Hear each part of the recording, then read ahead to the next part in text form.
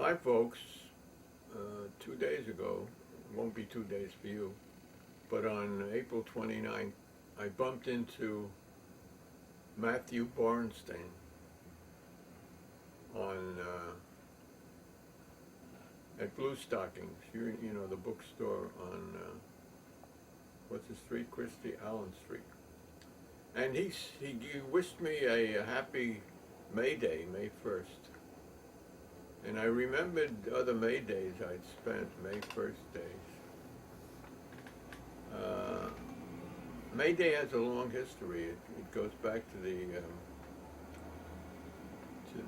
maypole and the celebration of spring, pagan ceremonies and worker ceremonies. And in the United States, an important May Day was in the 1880s.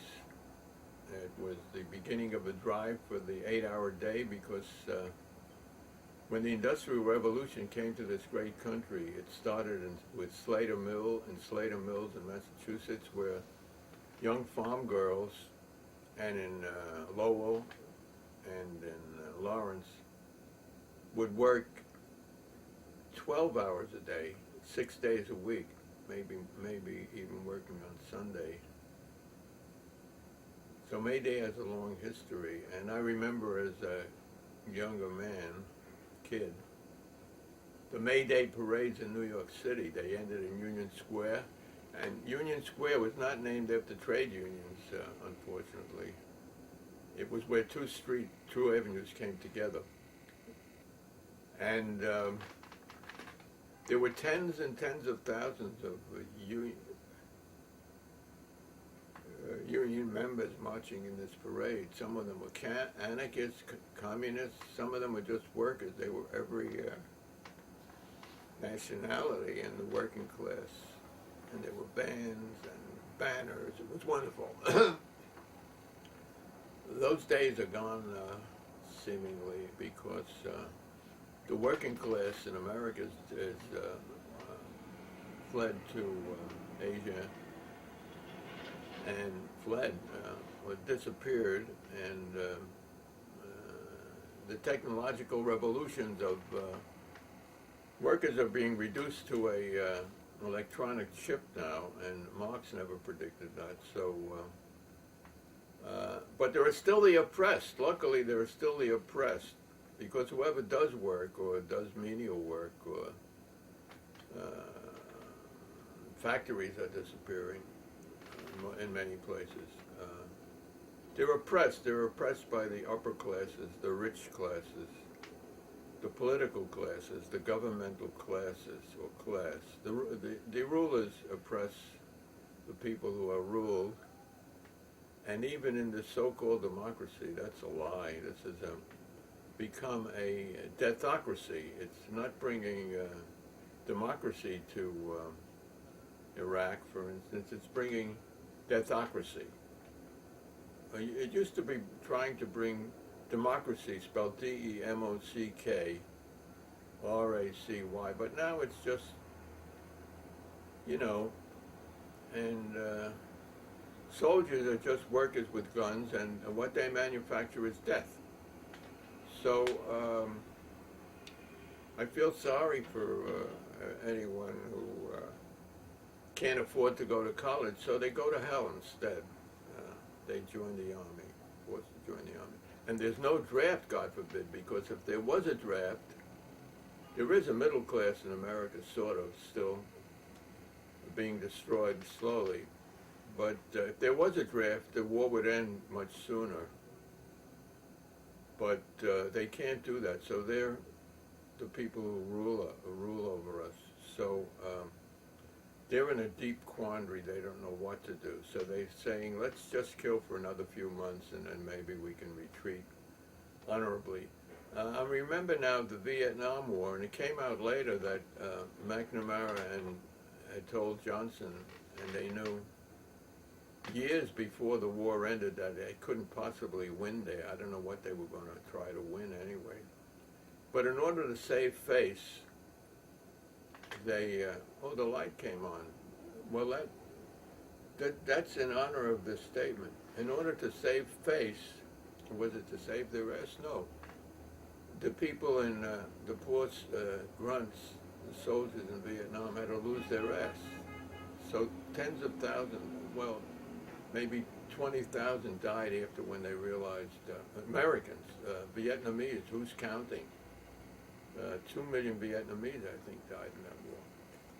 So they had to keep the war going to save their face. Go figure. So to get back to today's program, I became a radical when I was 13. I'm a depression child, and you had to be, and I went to a kind of elite high school that had a young, what do they call themselves? National Student Union? No, I forget the name, but it was a commie front, and I joined it, and I became radicalized when I was 13. So this is a song that sort of recovers or tries to recover what it was to be a radical, and in this desperate in the desperate 20th century. And I first heard the tune for this. It's the Moscow Nights.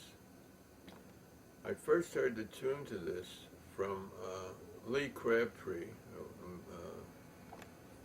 piano player and great musician in the Fugs, while we were doing a cross-country tour where the Volkswagen broke down every 200 miles. And we were in, he tuned it on the radio, car radio, and we got Moscow Nights. This was in California. We were headed for the Summer of Love. We got there. We got love, too, in California. And we found love and made love. Ooh. And he was playing it, and suddenly the car stopped. And there had been reported of a blackout in the East, one of the first great blackouts. And I thought, uh-oh.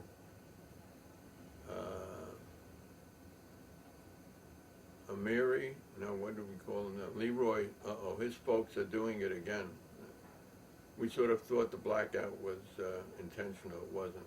And it wasn't a blackout. We just, in Chicago, because the car, in California, the car stopped running. Somehow it linked to me with the blackout. I don't know why. Maybe I thought cars ran by electricity then, but they didn't. But that it would have been batteries. Anyway, that's all pretty confusing. So, but I still remember that tune. And then we found out there was no blackout. We had to go get gas just before we reached San Francisco. So then I became interested in that beautiful melody, and I thought it was a traditional melody, supposedly not, but who knows. And I met a Russian immigrant professor of communications, I think, at one of the California institutions. Wait a while, prison is an institution too. Oh, well, anyway, California, and he taught communication. I asked him about this song, and I said I was disappointed because I think the song was written in the late 20s or early 30s under Stalin.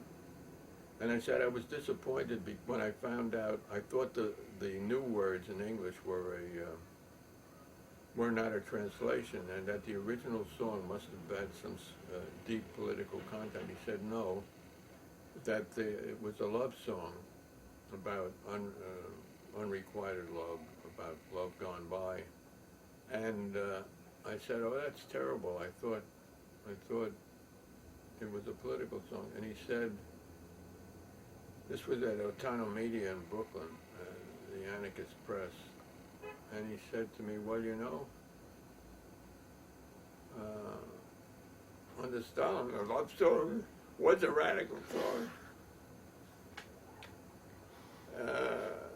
In other words, people's private life was just as important or more important than what the current dictator or the current or what the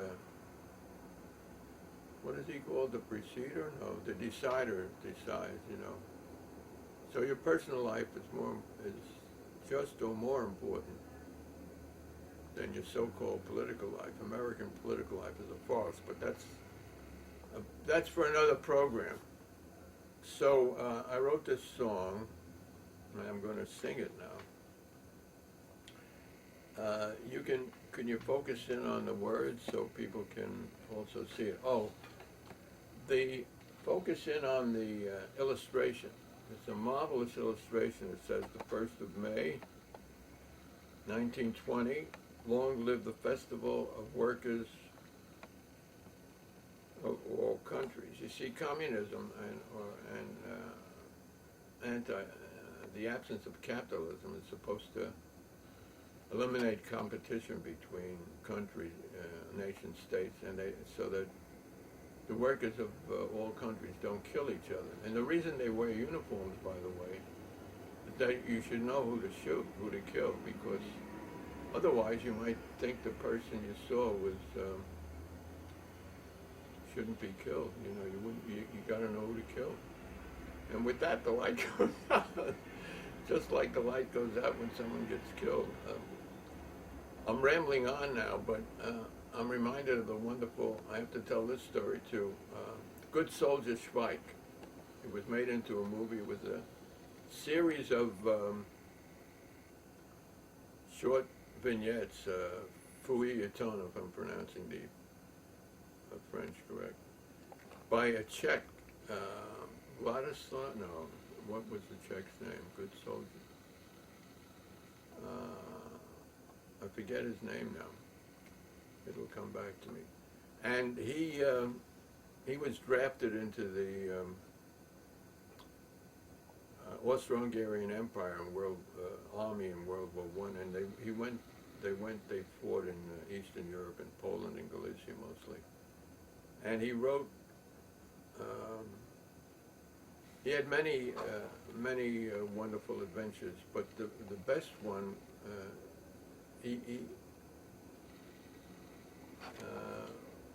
When Franz Ferdinand was shot, someone came into the shop, into a bar in the book, The Good Soldier Schweik, and he said, "Have you heard Franz Ferdinand has been shot?"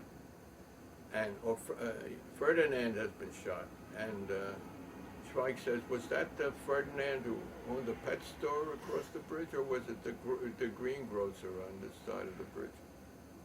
And there's a scene where he goes to enlist in the Austro-Hungarian Empire to join the fight. Only his leg is broken, so he goes in a wheelchair and he's got crutches, and he goes into the draft office and he shouts, "On to Belgrade! On to Belgrade!" And he gets an immediate 4F as an insane person. So then the concluding chapter is even more hilarious. There's a lull in the fighting somewhere on the Eastern Front, and they go in bathing, the soldiers, and they leave their uniforms on the side, and suddenly there's a shot fired, and everyone runs to get their clothing, the uniforms, and Schweik puts on a uniform of the Russian army, and then he gets captured by his own troops, and he spent the rest of the war in a prison camp near Vienna. Very good. All right, so how much more time do we have? 14 minutes. We have 14 minutes left. All right, this is, instead of being mostly a musical session, this has been a lot of talk. Anyway, this is called, oh yeah, about the illustration. Beautiful picture of a young woman, and green leaves all around. And most Bolshevik and later CP banners, posters, were terrible. This is the only one I remember that didn't have a picture of a fat, ugly capitalist and or honest, strong Russian communist peasants or workers with guns on their shoulders, rifles on their shoulders. So I'm a pacifist, so that didn't exactly make me feel good. So this is the only communist poster, Soviet poster that I like. Oh, right. When I was a young man a long time ago, through blue Moscow nights deep in snow, we would talk and scheme, and then we'd walk and dream our utopian heart so all ago. Youthful dreams turn nightmare, but yet, all our love of freedom's beauty we will ne'er forget. Under stars of evil and dreadful hate, our wondrous children still now defy their fate. Through the years of hope and fears we have all seen many comrades disappear, how sad we have been. Different czars shall come, but different czars will go, and darling, I still love you so. When I was a young man a long time ago, through blue Moscow nights in deep snow, we would talk and scheme, and then we'd walk and dream our utopian hearts so aglow.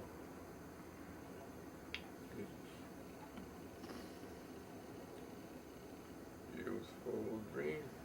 Let's turn it off for a while. Okay, here we go again. Youthful dreams turn nightmares, but yet, all our love of beauty's freedom we shall ne'er forget. Neath satellites of evil and dreadful hate, our wondrous children now still defy their fate. Through the years of hope and fears we all have seen, oh, comrades disappear, how sad have we been. Different czars will come, but different czars shall go, and my darling, I still love you so.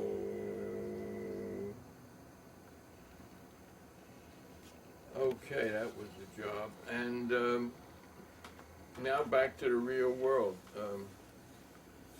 The world, let's see here, there's another song for all you guys and gals.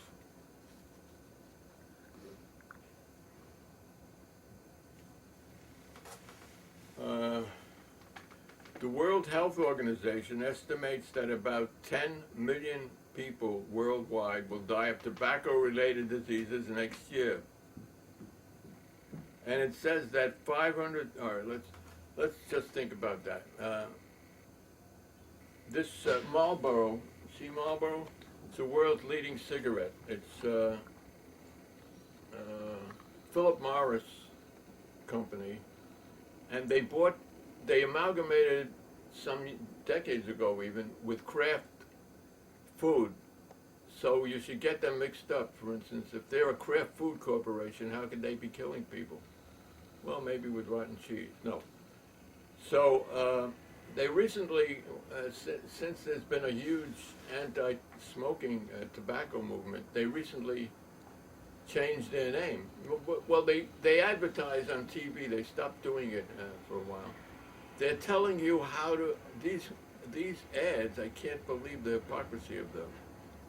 They're telling you how to stop your children from smoking, from beginning smoking.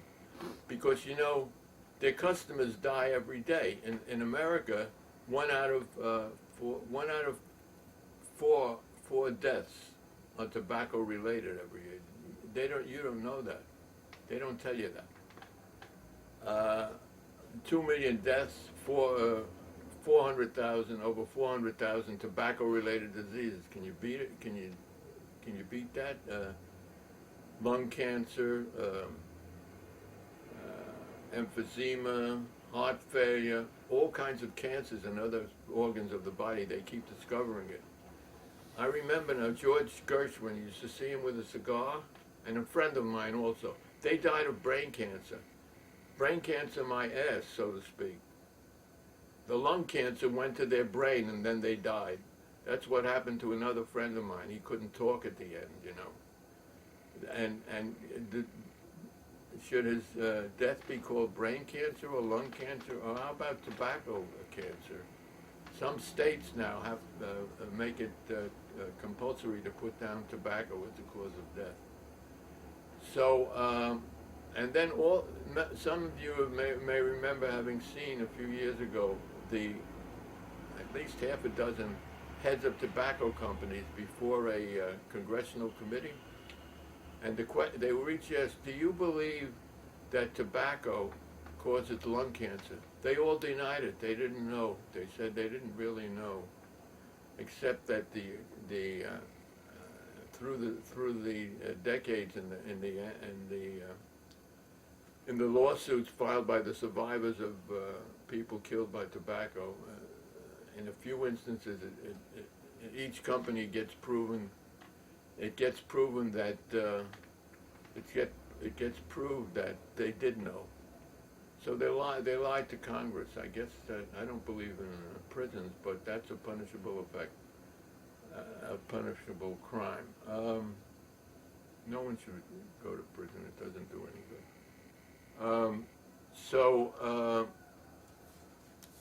Philip Morris changed its name to Altria, A-L-T-R-I-A. Meanwhile, when they're telling, they're teaching you in America, supposedly, how to stop your kids from starting smoking, they're doing their damn best to increase their sales all over China, the next booming market. 1 billion, what is it, 2 billion? How many people in China? Too many to count. Great market. They're trying to do this. So they changed their name to Altria, A-L-T-R-I-A, but I spell it Altria. I'll try and fool you. I'll try and fool you. Meanwhile, they donate money to the Brooklyn Academy of Music, to different art galleries that are stupid enough to take the money of these murderers. All right. So the World Health Organization, it's only 10 million a year, and it says, the World Health Organization, that 500 million people now alive, that's the correct figure, 500 million, will eventually die of that same ignored affliction, tobacco addiction. And one out of 4 deaths in tobacco in U.S. is now. Smoke on, deluded, addicted, suicidal, stupid idiots. I can say that because I used to smoke. I smoked. I was a smoker.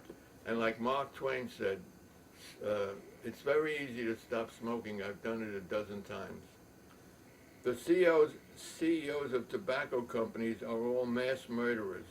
Compared to them, Saddam, Osama, Bill Clinton, Bush, Ariel and Yasser, Putin and Zhang, they're all pitifully amateurs. So I wrote this little melody. You could sing along with me, all you smokers too.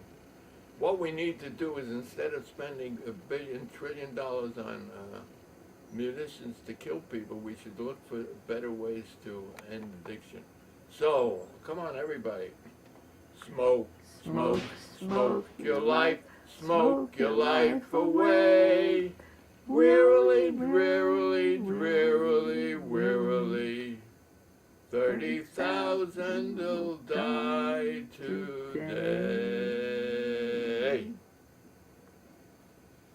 So,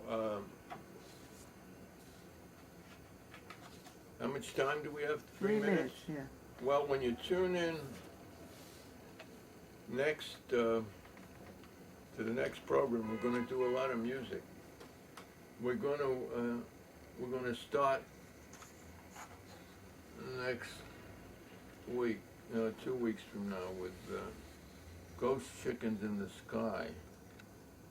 Maybe I'll do you remember that great song, Ghost Riders in the Sky, which was to the melody of Johnny Comes Marching. It was written in 1949. So this is a vegetarian song, and I'll do the first verse.